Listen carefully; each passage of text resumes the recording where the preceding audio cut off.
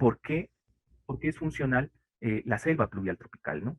Eh, y esa es otra característica que a veces la dejamos de lado, porque hablamos de siempre la verticalidad, y ya sabemos que hay especiación, hay mantenimiento de nichos ecosistémicos en esa verticalidad, pero en la horizontalidad también hay una relación, y esa relación pues permite que se mantengan ciertas estructuras, ¿sí? Y diversificación de especies que son funcionales unas a otras, ¿no? Bueno, pasamos entonces de ese criterio único que veníamos de la escuela también, ¿no? Ah, es que la vegetación es vegetación. No, porque hay tipos de vegetación, ¿sí? Y cuando hay tipos de vegetación, pues nos ayudan a entender que en la selva hay variedad, y esa variedad permite entender que se encuentra pues una serie de condiciones que le van a permitir ser funcionales a otras especies dentro de ese lugar que denominamos selva pluvial tropical. Y miren que la selva pluvial, aquí puede ser la de la costa pacífica o la de del Amazonas, pero responden hacia el mismo proceso, ¿no? Presentan diferentes formas de crecimiento, ¿sí? Y eso es una estrategia, pues, que ayuda a entender ese comportamiento de la especie, ¿no? Las epífitas, primero, como plantas aéreas que crecen en estratos horizontales, en áreas que corresponden a los doseles de los árboles, ¿sí? Miren que tenemos que mirar esa especialización, ¿no? Entonces, las epífitas crecen horizontalmente, crecen son aéreas y crecen en estratos horizontales, ¿sí? Característica esencial de esas especies vegetales, y las raíces únicamente sirven de sostén, pero en las ramas de los árboles. O sea, miren que dentro de la imagen podemos asociarlo a ello, ¿no? Pero ustedes dirán, bueno, ¿y eso a qué nos ayuda a entender?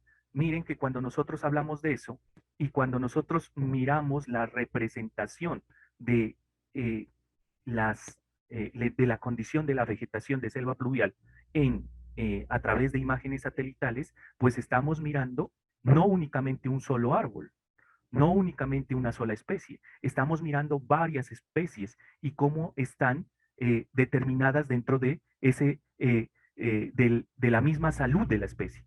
Porque ustedes tengan en cuenta, si hubiera muerte de epífitas, pues responde, la imagen de satélite va a responder diferente y va a dar otra, eh, eh, mejor, va a responder a otra unidad reflectiva, la cual nos va a determinar una condición de esa especie vegetal. Entonces, yo con esto, ¿qué quiero decir? O sea, que horizontalmente, pues no estamos mirando una sola especie cuando decimos está bien, estamos mirando es varias especies que están condicionadas sobre ese lugar. Las aéreas, por supuesto, pero también los árboles de mayor altura, pero también lo que contiene ese árbol o esos árboles de mayor altura. Las bromelias, como una de las especies características de estas zonas, también nos ayudan a entender que ellas pues tienen una característica, ¿no? Y eso es lo que ahora se está estudiando eh, pues mucho, ¿no? Son muy sensibles. La especie vegetal muy sensible que responde a cambios inesperados de temperatura y humedad.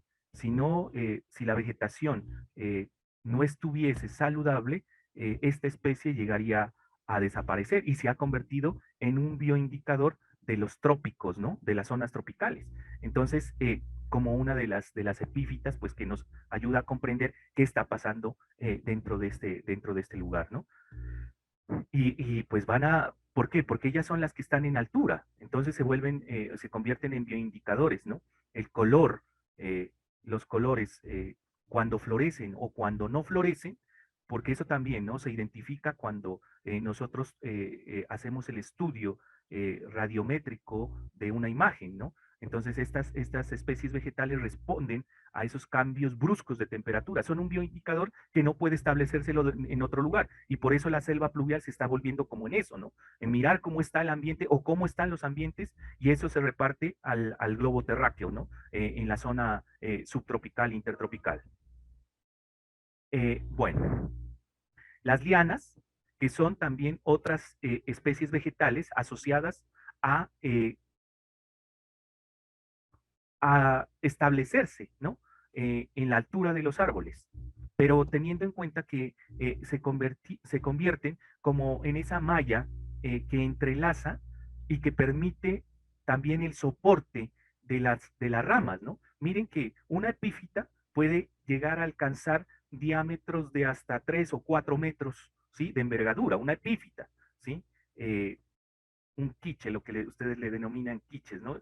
Pero ustedes imagínense el follaje que tiene eso y el peso que puede llegar a generar en las mismas ramas, ¿no? O sea, ¿cómo soporta la estructura el árbol? Pues a través de las lianas, que también se comportan de la misma manera, pero generan sujeción entre ramas del árbol, ¿no? Y no son parásitas. Eh, Como otras que pueden existir, que estrangulan a ciertas especies vegetales, las matan por competencia, ¿no? Pero hay que tenerlas en cuenta que se manejan de esa manera. Pero aquí hay que entender que hay una colaboración entre especies para mantenerse unas con otras, ¿no? Y que generan estabilidad ecosistémica horizontalmente. Entonces, las epífitas, las lianas, las plantas trepadoras, ¿sí? Que condicionan a que están reciben el alimento derivado de lo que caen de la misma planta, de la necromasa de insectos, de la necromasa de árboles, de la presencia de insectos y demás, pero que viven en el aire, miren, ¿no? O sea, todo es funcionalmente establecido en estratificación horizontal. Bioindicadores. Entonces, cuando les digan cuáles son los bioindicadores, pues son las epífitas, son las lianas, son las plantas trepadoras, ¿no? Entonces, que responden a una característica específica del medio, porque ellas están en altura, ¿sí? Y pues si hay un cambio drástico dentro de lo que es las unidades climatológicas, temperatura, humedad, precipitación, radiación solar, pues son las primeras que van a recibir ese embate, ¿no? Entonces, eso es lo que nos ayuda a entender este proceso. Bueno, por otro lado, pues hay que comprender también que hay unas características de la vegetación en la parte del sotobosque y el suelo, ¿no? La parte media de la vegetación y el suelo. Pues con esto quiero decir que se presentan una serie de características las cuales ayudan a entender por qué se genera un soporte físico dentro de la estructura arbórea. O sea, las especies tropicales pues presentan unos atributos que son muy distintos a otras especies del orden natural que se encuentran en estos lugares, ¿no? Por ejemplo, los contrafuertes. Y los contrafuertes son esas, esa terminación de la cercanía al suela del tronco que se convierte como en especie de raíz ancha y plana, acanalada, que permite estabilidad a los árboles de mayor altura, ¿no? Eh, y que generan, pues primero que todo, que se convierten como en las disecciones por donde va a pasar el agua. O sea, eso es algo característico de la vegetación de selva pluvial tropical, ¿no? Eh, o sea, primero porque el contacto directo, evitan que el agua tenga contacto directo con el suelo. Esa es una de las características que va a derivar en que retardan los procesos erosivos de estos suelos, retardan el proceso erosivo. Y por ende van a permitir que la materia orgánica y disponibilidad química de nutrientes esté siempre presente dentro de ese lugar, ¿no? Entonces, además, pues, de la fortaleza que eso le da al mismo árbol, ¿no? Al mismo árbol, ¿no? Las hojas de tamaño anchas, ¿no? De tamaño grande, son otro elemento característico de la selva pluvial, pero en el sotobosque, en la parte media del bosque, ¿no? Porque recordemos que en la parte superior las, las, las hojas son pequeñas, ¿no? Primero que todo, estas responden a otro proceso, que es evitar morir por la no presencia del sol, ¿no? Entonces, la adaptación es generar una hoja ancha para captar la mayor cantidad de rayos solares que les permita hacer sus funciones de fotosíntesis. Pero también sirve para reducir la caída de las gotas de aguas producidas por la precipitación. Por ende, también son plantas que evitan la erosión del suelo, ¿no? Bueno, miren que se presentan en varios estilos o procesos, ¿no? Otra, los vértices del goteo facilitan el drenaje superficial, ¿sí? Cuando digo eso, pues es que ellas en ese proceso permiten la circulación y la recirculación del agua, pero también permiten la administración, o sea, la disponibilidad para la absorción y reabsorción de nutrientes, ¿no? Eh, y la característica también que deriva de ello es que cada hoja, ¿sí? O ¿sí? Cada hoja se convierte como en un elemento de captura, ¿sí? De los nutrientes que pueden estar dispersos dentro de, de la atmósfera, ¿no? El polvillo o el polen, ¿no? Y demás. Eso también, ellos también han generado esa parte adaptativa para lo que lo puedan captar y recircular, ¿no? Cuando quedan depositados en las hojas, el polvo y demás, pues en la lluvia lo que hacen es retirarse y depositarlo nuevamente en el suelo. O sea, generan una estrategia que tiene que ver con eso, ¿no? O por las heces fecales, ¿no? De los animales o de las aves. Tienen la capacidad de generar ese lavado y como no pueden captar el nutriente por las hojas, pues tienen que llevarlo al suelo. Entonces, ¿cómo lo llevan al suelo? Por medio de las vértices, por esas vértices, ese goteo, ¿sí? Y o por el mismo tronco del árbol, el cual deposita esos nutrientes que son reabsorbidos, ¿no? Corteza delgada. Muchos árboles de la selva pluvial tropical, a diferencia de los árboles que tienen en zonas frías, que tienen cortezas de más de 1 centímetro, ¿sí? Eh, en la selva pluvial tropical cambia a ser delgada, ¿sí? Y flexible, más flexible. ¿Por qué lo hace esto, no? Primero que todo, porque casi la mayor contextura del árbol se ha convertido como en una esponja, ¿sí? Que permite la recirculación de nutrientes, ¿no? Y pues la corteza lo que hace es como un medio de protección contra los parásitos, pero también es un medio que le ha permitido eh, generar mantener una temperatura estable, ¿no? Una biotemperatura estable también al árbol, ¿no? Caulifloria, el desarrollo de las flores, siempre son flores las cuales permiten determinar el estado de madurez de la planta, ¿sí? Eh, y una de las características es que en la flor no se produce el fruto, los frutos se producen en los troncos y en las ramas, ¿sí? O sea, es diferente a ciertos árboles de clima templado o de zona fría, ¿no? Donde el fruto se produce en la flor. Ahí, por ejemplo, en la imagen lo estamos viendo, ¿no? Eh, cacao, algunas especies de bayas, pero miren que están sujetas siempre a las ramas de los árboles, ¿no?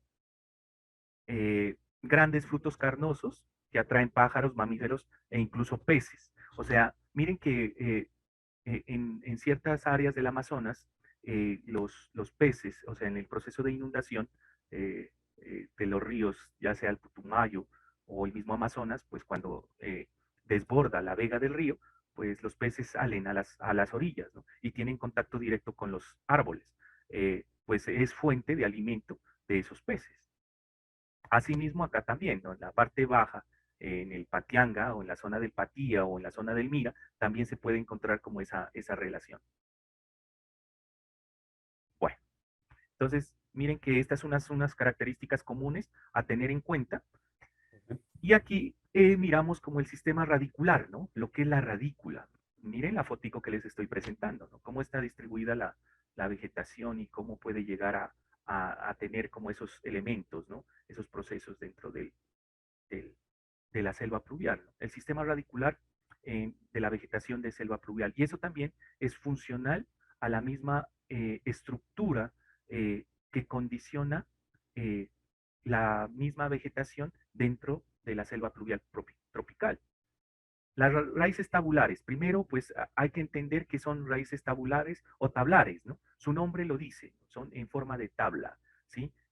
O contrafuerte, pues los contrafuertes son para evitar que algo o alguien los pueda derribar, ¿no? Entonces, un árbol de estos es muy fuerte de derribar si nosotros le hiciéramos una fuerza horizontal. Es muy fuerte. ¿Por qué? Porque hay que tener en cuenta también en la caída del agua, el suelo se vuelve inestable. Eh, y claro, cuando se vuelve inestable el suelo, lo que hace el árbol es como tender a inclinarse, ¿no? Se necesitan los contrafuertes. ¿Para qué? Para que mantenga su, la parte, pues,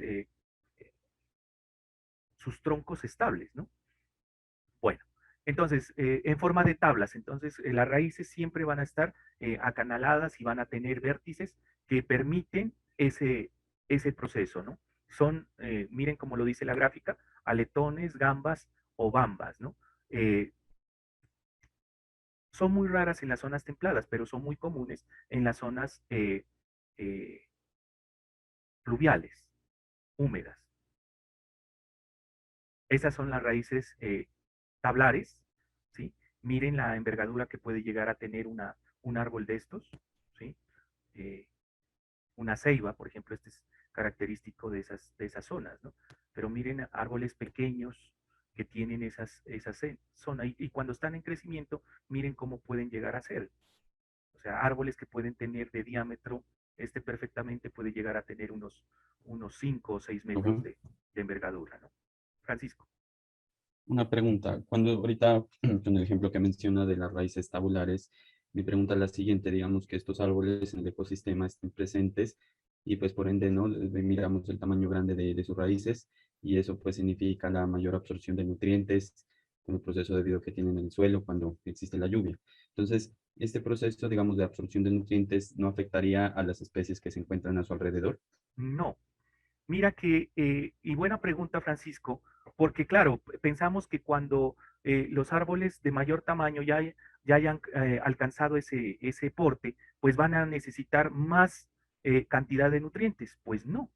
O sea, recuerden que nosotros hablábamos de un proceso que determina el clímax de la vegetación, ¿no? Un árbol de este tamaño ya está en el clímax, o sea, ya no, lo que necesita de nutrientes es mínimo para generar ese soporte, porque todo ya está dispuesto en el tronco del árbol, ya todo está dispuesto, para que, o sea, lo que necesita es mínimo, por ende no se va a convertir en un elemento depredador de la otra especie, o que mate la otra especie, ¿no?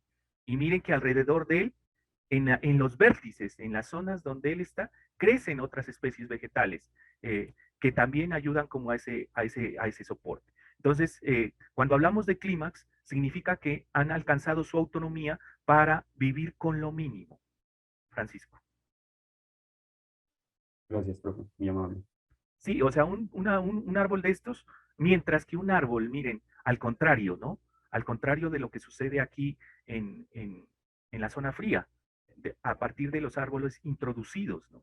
Eh, un árbol de estos no necesita agua, por ejemplo, porque ya el agua está contenida dentro del tronco, pero un árbol de pino pátula o eucalipto siempre van a necesitar agua para su mantenimiento. Y es por eso que la zona alrededor de él de donde están esos árboles que son introducidos va a estar siempre seca. Mire. En cambio, en estos árboles siempre va a haber humedad en el suelo porque está disponible. Y eso es un reflejo de la autonomía y de ese proceso que llamamos clímax de la vegetación, cuando ya en su ambiente, en su zona, ha alcanzado la madurez necesaria para generar ese proceso. Y miren, como les digo, puede estar alrededor, por ejemplo, acá en esta esquina se observa una palma, pero aquí se observa que creció, en la misma raíz creció un árbol, ¿no? O sea, él no es depredador de los otros, ¿no? Aquí se observa el crecimiento también de un árbol, ¿sí? De menor tamaño en ese sotobosque. Pero miren, estamos hablando de una niñita por ahí unos 5 años, de un tamaño de unos 80 centímetros. Pues hagan la relación escalar, ¿no? En esta estructura. O sea, miren qué tamaño tiene el árbol. Es enorme. Bueno, raíces horizontales, tablares, de 3 a 7 metros, miren, ¿no? O sea, es una cuestión que a veces uno lo sorprende y le genera eso. Entonces, aquí acabo de contestar la pregunta de Pacho, en el sentido de que no se vuelve depredador, más bien se vuelve como un elemento de protección a la vegetación de sotobosque que crece al lado de ella, ¿no? Miren cómo está distribuido.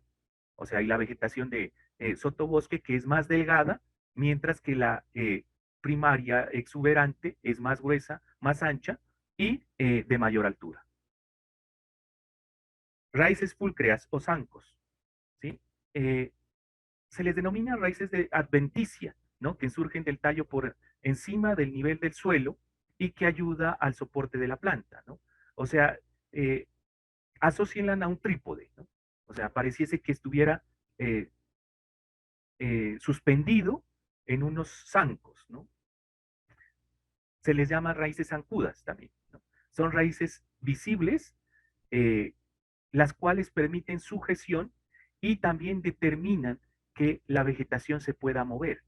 O sea, la vegetación en zancos permite la movilidad de la vegetación, ¿no? Esto más que todo en la zona costanera o en la zona que está en interacción del agua dulce con la agua salada, que se convierte en agua salobre, asociada a suelos ricos en limos y arcillas. Como los suelos ricos en limos y arcillas son profundos, no permiten una sujeción constante. El limo y la arcilla es fácilmente removible. Por ende, los árboles han tenido que generar esa adaptación para que se sostengan, ¿no? Entonces, desde la zona del Cuangarial, algunas palmas, el Naidizal y el manglar han tenido esa adaptación especial, ¿no?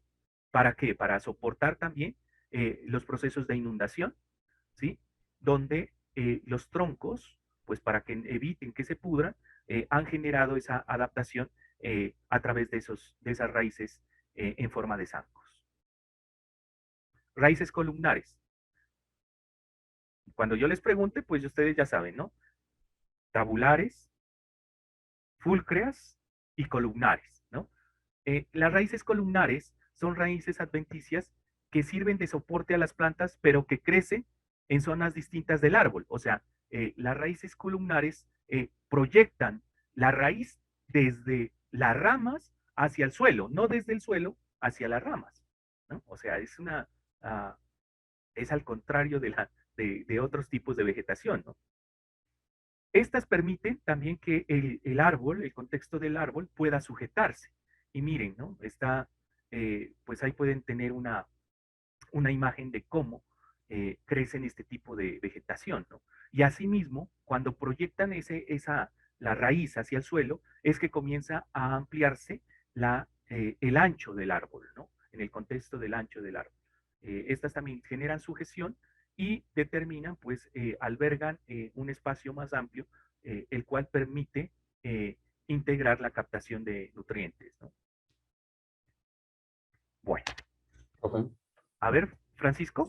Verdad, profe, lo que pasa es que quería preguntarle sobre, por ejemplo, este tipo de raíces junto a estas especies también puede presentarse en esas zonas de transición, porque lo que pasa es que yo acá donde me encuentro, esto es que queda cerca de Agua, Valle del Cauca, Uh -huh. he visto esas especies que ha visto aquí, ¿no? Pero acá en sí es un bosque seco tropical que ya tiene como estas características de lo que estamos viendo, entonces eso quería preguntarle, ¿se ve algunas especies de árboles así?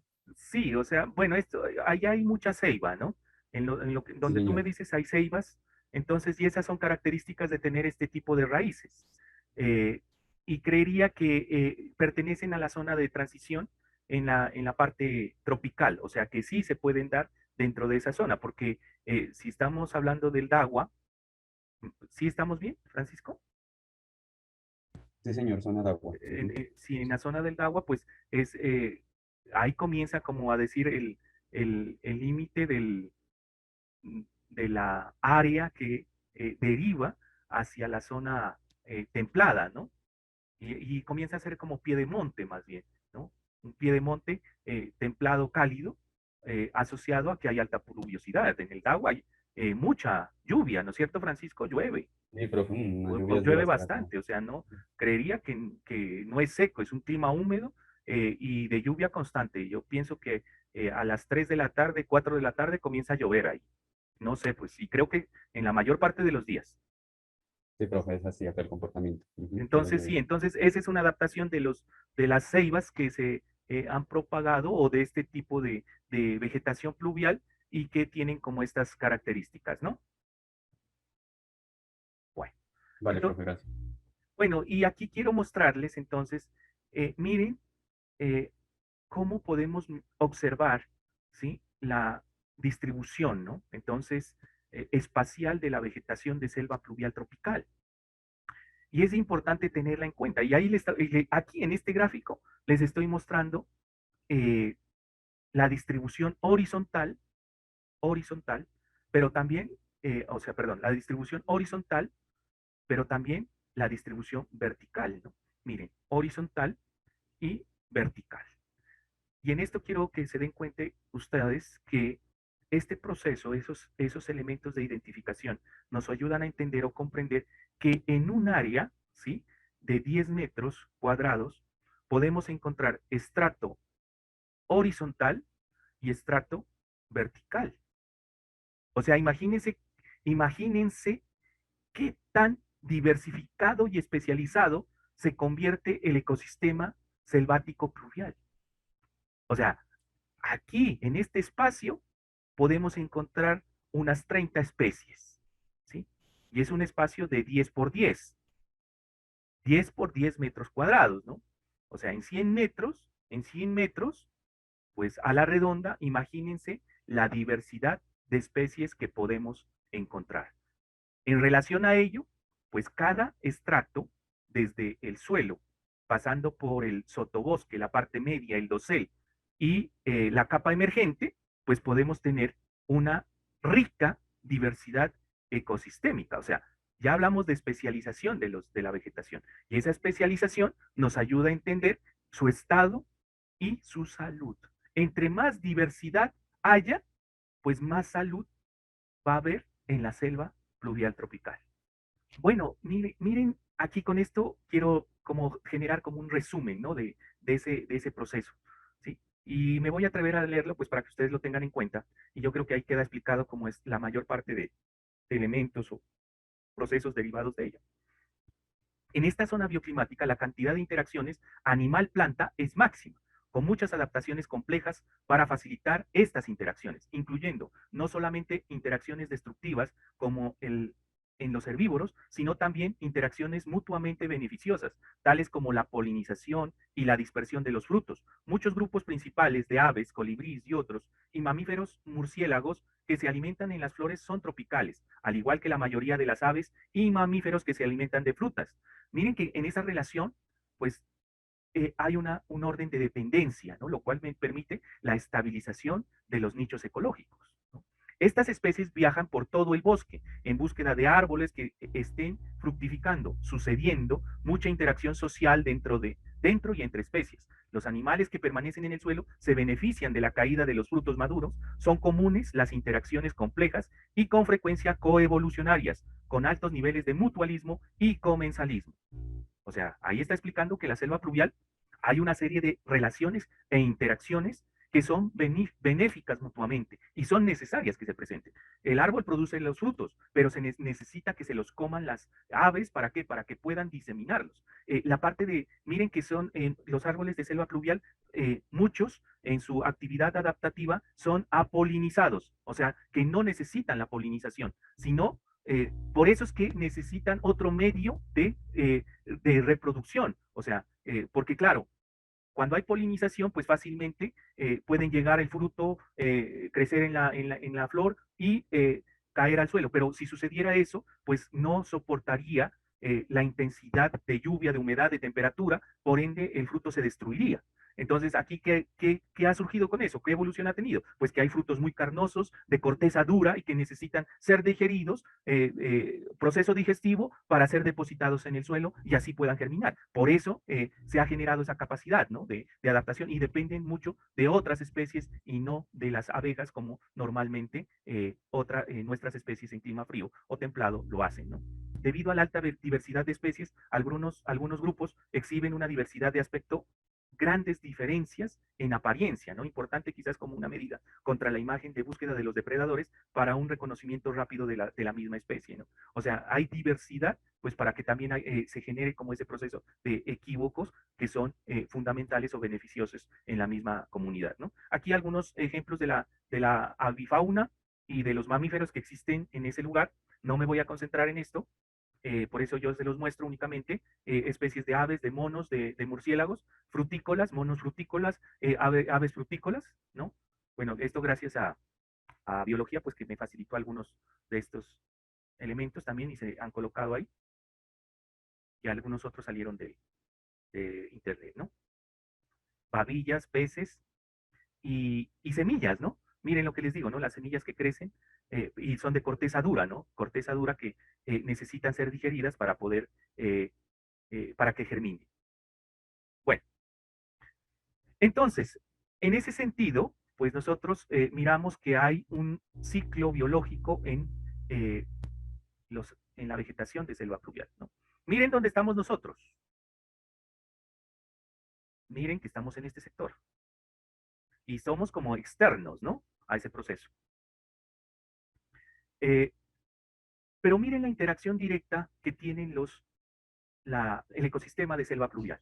Y es una relación ecosistémica cerrada, rígida, ¿no? Y que, por ejemplo, si hay un elemento externo que invada ese proceso, puede alterar enormemente eh, esa calidad del sitio. Entonces, eh, siempre vamos a tener en cuenta la presencia de elementos climatológicos que son fundamentales, ¿no? El agua, la lluvia, el viento, el sol, ¿no? Vamos a tener un sustento que pues nos ayuda a retener ese lugar a través de las geoformas que se han creado, eh, derivado de la geología o la tectónica, que permite el surgimiento de una especie de suelo, ¿no? Ya sabemos que los suelos de las zonas no son fértiles, ¿no? Que tienen deficiencia de nutrientes. Pero miren que aquí, en este proceso, pues hay una relación ya, ¿no? Las plantas de selva pluvial tropical pues desde sus diferentes estratos van a tener herbáceas, van a tener árboles en altura, van a conformar una serie de elementos que determinan la estratificación, donde va a surgir nichos en las copas de los árboles, va a haber una bóveda arbórea, va a haber unas flores y va a haber unos frutos que están adaptados a las condiciones que se producen en el medio, van a haber unas plantas epífitas que toman como soporte los árboles de mayor altura. Eh, Estas van a propiciar nutrientes, miren. ¿Para qué? Para que se genere ese proceso de beneficio y mantenimiento. ¿Con ello qué va a surgir? Pues van a haber una especialización de cierta vegetación. ¿Para qué? Para que genere unas estructuras que mantengan los árboles sobre las raíces y sobre las trozas mismas del árbol, ¿no? Van a haber una serie de interacciones con microorganismos, herbívoros, descomponedores, detritívoros, carnívoros y demás, ¿no? Y miren que a partir de ello, esto es funcional al ecosistema. Esto es funcional al ecosistema, donde existe un reciclaje de elementos que van a ser reincorporados a la cadena por la misma vegetación y va a haber una continuidad del proceso. Lo que se produce externamente va a ser evaporación, ¿sí? ¿Y qué va a determinar eso? Pues va a determinar la estabilidad del ecosistema. También eh, los animales y semillas se convierten como en elementos dispersores de la diversidad de la vegetación que existe en la zona, ¿no? Y el ser humano, pues se puede considerar como un depredador que puede llegar a alterar la unidad ecosistémica de selva pluvial tropical, ¿no? Entonces, en consecuencia, mire, el ser humano siempre va a estar afuera, hay que tener en cuenta que, como lo dije anteriormente, hay comunidades indígenas que han llegado a establecer una relación sinérgica en la selva pluvial tropical. Y eso pues ha determinado que ellos hagan un manejo adecuado del proceso que corresponde al, al vivir, ¿no? Dentro de la selva pluvial tropical, ¿no? Bueno, entonces, pues la selva pluvial tropical tendrá esa característica, ¿no? Regula la temperatura y la humedad del medio. Posee una temperatura y radiación relativamente constante. Posee una gran cantidad de especies animales y vegetales. Ser los pulmones del mundo. Tener la altura de vegetación de mayor altura, ¿no? Regular y controlar el caudal de los ríos. Gran descomposición orgánica. Alta lluviosidad. Resisten alta lluviosidad. Sirve de alimento a las plantas. Produce pérdida de minerales, beneficia las capas más profundas del suelo, afecta la capa externa del suelo, que es muy delgada, contiene árboles, poseen adaptaciones para airearse y mantenerse erguidos o horizontales, ¿no? Entonces, miren que es intrincada la relación que puede existir dentro de la selva pluvial tropical. ¿Entendido? Esa sería la síntesis que yo les hago de esta parte. ¿Entendido o no? Mateo, ¿entendido? Mateo, Sí, profe. listo. Juan, Sí, profe, por mi parte también. listo. Manuel, Sí, profe, por mi parte sí. Gabriela, ¿entendido o no? Sí, profe. Bueno, Daniela, ¿entendido o no? Sí, profe. Bueno, entonces ahora vamos a pasar a otra característica general y específica de los suelos, en esta media horita que nos falta. Y creo que con esto ustedes lograrán entender por qué hablamos de que los suelos son pobres, que no tienen nutrientes, que tienen una profundidad efectiva muy leve, ¿no? Entonces vamos a entender y por qué, en consecuencia, los árboles o la vegetación de selva pluvial ha permitido, ¿no? Que se mantengan ciertas condiciones edafológicas en situación extrema, ¿no? Bueno, a ver, vamos a ver entonces esta partecita que me parece interesante también que ustedes la tengan en cuenta. Bueno,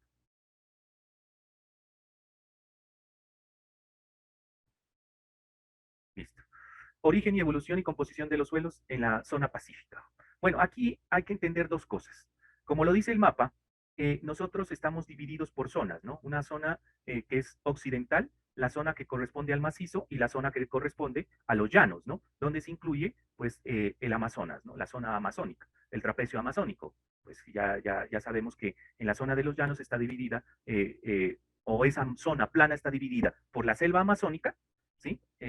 Y lo que corresponde a las llanuras, ¿sí? Derivadas pues de ese escudo viejo americano, ¿no? El escudo viejo. Esta es la zona nueva y esta es la zona antigua, vieja, ¿no? En esta zona de acá, en la zona amazónica, pues se han producido más depósitos de origen aluvial derivado de la intrincada red de ríos y quebradas que existen en la zona, ¿no? Bueno, otra característica específica, pues es que podemos encontrar diversidad de tipos de suelo dentro de ella, ¿no? Pero ¿a qué se debe la evolución de ese tipo de suelos? O sea, los suelos de la zona fría, los suelos ándicos son muy distintos a los suelos que corresponden a las zonas de piedemonte, ¿no? Ya sean pacífico o amazónico. ¿Derivado de qué? De que han evolucionado de manera distinta. En la zona andina evolucionaron a través de procesos de depositación derivados de la fuerte característica orogénica de la zona. Eh, permanente explosiones volcánicas, depositación de arenas y cenizas y en la evolución, pues la depositación de materia orgánica. Y en las áreas de piedemonte, pues estos suelos son originados a través de procesos de depositación, de deposiciones que se han derivado del escurrimiento de los ríos que circundan en estas zonas, ¿no? Entonces, Sinú, Atrato, El Dagua, Patía, Mira, ¿no? Acá tenemos Putumayo, bueno, Caquetá, el río Caquetá, la complexión del Amazonas, ¿sí? bueno, y otra serie de ríos que existen en estos lugares. Entonces, hay una mayor cantidad y influencia hidrográfica, lo cual ha generado la depositación de estos suelos, ¿no? Entonces, para la zona central derivada de ese movimiento orogénico, pues tenemos los ándicos, ¿no? Los suelos andisoles. Y para las zonas pacífica y amazónica, tenemos los ultisoles y los oxisoles, ¿no? Característica esencial a tener en cuenta. Suelos de depositación de depósitos y suelos, ¿sí? Que están relacionados con la fuerte actividad orogénica volcánica, ¿no? En los Andes. Y aquí tenemos suelos originados a través de depósitos, ¿no? Coluvio-aluviales. Entendido hasta ahí, ¿no es cierto? Ustedes ya me comprenden porque ya pasaron geología y ya tienen en cuenta esos elementos característicos, ¿cierto? Muchachos. Sí, profe. Listo. Bueno, teniendo en cuenta eso, hay unas condiciones las cuales es bueno tenerlas presente, porque esas calidades de los suelos, si nosotros hablábamos de depósitos, deberían de ser todos fértiles, ¿cierto? Si hablamos de depósitos en estas dos zonas, pues nosotros deberíamos decir, no, es que son suelos fértiles, ¿no? Son suelos que han sido derivados de esa característica, ¿no? Pero hay una condición aquí que es fundamental tenerla presente. Hay una serie en el perfil de alteraciones de informaciones superficiales, hay dos condiciones, una condición que se denomina geoquímica y la otra se denomina bioquímica, ¿no? Entonces, la geoquímica, materiales primarios que son aportados a través de la herencia del mismo suelo, la descomposición de la roca y la depositación de materiales. O sea, tiene que ver mucho lo que es la fractura, el diaclasamiento, esos procesos que ustedes estudiaron como es la erosión de la misma roca, y eso permitió lo que es la transformación y la conformación de ese mismo suelo, ¿no? En presencia de agua, pues se puede haber constituido en la formación de hidróxidos, oxilicatos y arcillas, o con materiales amorfos de poca densidad, ¿no? Muy finos, cuando se hablan de eso, ¿no?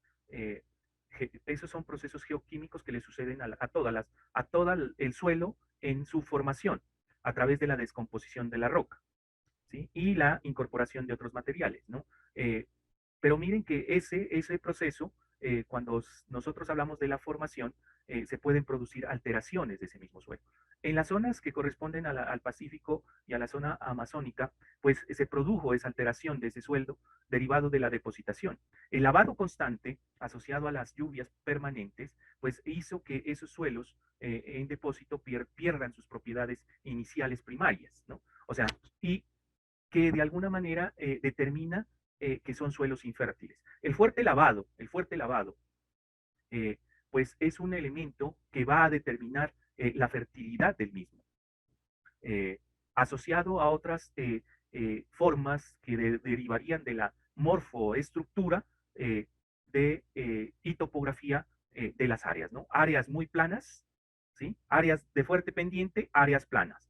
Áreas de fuerte pendiente, áreas planas, ¿sí? Entonces, las de fuerte pendiente constituyen en una topografía fácilmente lavable, ¿no? Lo cual pues determina el movimiento del suelo superficial. Mientras que en las zonas llanas hay un proceso de encharcamiento, ¿sí? Lo cual determina la toxicidad del suelo. ¿Por qué? Por contenidos altos en pH. Un pH alto, lo cual los vuelve suelos eminentemente ácidos, ¿no? Y por eso es que a veces, ¿por qué les echan candela o les echan leña o fuego al suelo, ¿no? Para estabilizar los pHs, el pH, la acidez de ese suelo. Entonces es una característica esencial que genera ese proceso. Y miren que en la selva pluvial tropical, lo que hace el indígena cuando crea un claro, ¿sí? Es quemar, ¿sí? Quemar para poder reincorporar los nutrientes a ese suelo. Por eso es tan inestable, ¿no? El suelo es inestable debido a que la fertilidad no dura mucho. La fertilidad puede durar entre 1 y 2 años, pero al siguiente año ya podemos encontrar un suelo pobre en nutrientes, ¿no? Lo mismo en la parte amazónica, ¿no? Bueno. Y bioquímica. Entonces, materiales orgánicos, depositación de materiales orgánicos, ¿no? En la parte andisólica, en los Andes, en los andisoles, en la depositación de suelo, claro, la presencia de materia orgánica es más constante. derivado de que las condiciones asociadas a esos lugares físicas de temperatura y humedad son distintas a las condiciones que se presentan en la zona que corresponde a Piedemonte amazónico y Pacífico y la zona llana amazónica, zona de costa pacífica. Entonces, ¿qué pasa ahí? La depositación de los materiales orgánicos se presenta, ¿sí? Debido a la formación vegetativa en los dos, pero en los suelos ándicos, ese proceso de descomposición se ralentiza por el proceso bioclimático, lo cual desacelera la síntesis de incorporación de ese material biológico al suelo, ¿no? Lo que le denominaríamos humus, pues, ¿no? Mientras que en la zona pacífica y amazónica sí se presenta esa descomposición, y esa descomposición es acelerada, pero al ser acelerada, la disposición de nutrientes se efectúa de manera muy rápida, ¿sí? Por ende, son fácilmente incorporados al suelo, pero también fácilmente se pueden perder, ¿no? Entonces, aquí hay un proceso que se llama dinámica, ¿sí? Lo cual está relacionado con el tiempo y el espacio, ¿sí? En los Andes se ralentiza el proceso, hay mayor tiempo para que se descomponga ese material orgánico, y en el Amazonas y en el Pacífico ese tiempo se disminuye, ¿sí? Lo cual determina una incorporación rápida de materiales derivada de esos factores ambientales. Presencia de suelo en zonas ándicas, horizontes profundos, ¿sí? Y disposición aún de materia orgánica. En el Amazonas y en el Pacífico, los horizontes son superficiales y la condición es que los nutrientes son muy volátiles. Gracias. Entonces, ¿qué efectos ha ocasionado eso? Pues los cambios en causas climáticas, ¿sí? Y pues la presencia de unos suelos de primer origen, ¿no? Miren que tanto en la zona pacífica son suelos nuevos relativamente, porque recién se está levantando la cordillera, o sea, es una cordillera nueva. Y acá tenemos una cordillera, un flanco viejo. Entonces, ni por el un lado ni por el otro, pues en la fertilidad la encontramos es en estos sectores, ¿no? En estos sectores. O sea, aquí tenemos una zona que es llana, pero que no es proclive a la producción, ¿no? Y acá lo mismo, pues, ¿no? Entonces, claro, la disposición, cuando decimos son suelos de evolución de poco evolucionados, pues trata de dar como ese indicativo. ¿Entendido hasta ahí? Sí, señor. Bueno, entonces, cuando nosotros comenzamos a hablar de ello, pues hablamos de unas secuencias que se consideran poligenéticas y monogenéticas. Poli, diferentes factores o procesos que inciden sobre la evolución de los mismos suelos, y monogenéticas, procesos únicos que están asociados a la formación del suelo. Entonces, factores formadores del suelo, tiempo, ¿no? El clima y material orgánico, ¿sí? ¿Eso qué permite? Pues, bueno, ¿eso qué permite? Entonces, que ese material inicial, ¿sí? En diaclasamiento, en erosión, en descomposición, se reúna con los materiales orgánicos y en presencia del clima formen ese suelo, ¿no? Sí. O sea, hay una estructura, ¿no? Eso que va a formar lo que nosotros denominamos horizontes morfogenéticos y horizontes de diagnóstico, ¿no? Los horizontes morfogenéticos son las capas estructurales del suelo, ¿no? En donde se puede mirar la capacidad efectiva de la presencia de nutrientes. ¿Sí? Y eso nos ayuda a entender por qué por procesos poligenéticos podemos encontrar varias estructuras de suelos. Entonces podemos encontrar suelos que los podemos decir no evolucionados, suelos que están en proceso de traslocación y suelos superficiales que han permitido la presencia de vegetación, ¿no? Entonces, a partir de ello es que se genera la caracterización y estructura a través del laboratorio de lo que se denomina taxonomía de suelos, ¿no? Entonces, a partir de ello se han generado esas clasificaciones de por qué en ciertos lugares existen andisoles, por qué existen ultisoles, ¿sí? Inceptisoles y demás, ¿sí? O sea, ¿por qué? Porque hay unas presencias que son asociadas al clima, al material orgánico disuelto y a los procesos de transformación, ya sean interna o externa, que permite la clasificación taxonómica del suelo. Entonces, para concluir, los suelos, pues, están asociados a la parte evolutiva de las estructuras orogénicas de los lugares, y ellos han evolucionado derivado de la transformación a través de procesos poligenéticos o monogenéticos, y han integrado horizontes, los cuales le dan no fertilidad o fertilidad en las partes superficiales. A partir de ahí se ha generado lo que es la taxa o los nombres de los suelos. Es por eso que nosotros en la costa pacífica y en la zona amazónica podemos encontrar multisuelos, y en la zona andina podemos encontrar suelos ándicos.